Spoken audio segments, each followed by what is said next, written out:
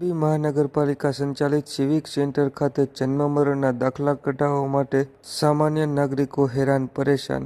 બાબતે પ્રાપ્ત માહિતી મુજબ મોરબી મહાનગરપાલિકા સંચાલિત સિવિક સેન્ટર ખાતે છેલ્લા ઘણા દિવસોથી જન્મ મરણના દાખલા કઢાવવા માટે સામાન્ય નાગરિકોને ભારે હાલાકીનો સામનો કરવો પડી રહ્યો છે. ત્યારે વહેલી સવારથી નાગરિકો લાંબી કતારોમાં દાખલા કઢાવવા માટે ઊભા રહેતા હોય જેઓ હેરાન પરેશાન થઈ રહ્યા હોય, જેથી બાબતે તાત્કાલિક આ સમસ્યાનું નિવારણ લાવવા અરજદારોએ શનિવારે બપોરે 3 વાગ્યે મીડિયા સમક્ષ માંગ કરી છે.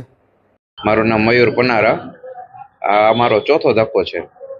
સવારથી 5 વાગ્યામાં લાઈનમાં ઊભું રહેવું પડે. રોજનો ધંધો ખોટી કરીને આવવું પડે, છતાં ટોકન આવે તો એમ કે સર્વર ડાઉન ને મતલબ હરોજની હેરાનગતિ. મતલબ માણસ જન્મનું પ્રમાણપત્ર લેવા હાટું ધક્કા ખાય, મરણનું પ્રમાણપત્ર લેવા ધક્કા ખાય. આમાં કમિશનર સાહેબ સવારમાં પોતે ઉઠીને આવીને ઊભા રહીએ ને તો ખબર પડે કે કઈ રીતની હાલત છે એમ. બાકી કાંઈ ફરક નથી પડ્યો. મહાનગરપાલિકા એમાં ઈ ને ઈ છે, નગરપાલિકામાં ઈ જતું, મહાનગરપાલિકામાં ઈ છે. આમ સામાન્ય પબ્લિક હેરાન થાય છે. મોટા લોકો તો કાંઈ કોઈ દેખાશે જ નહીં તમને.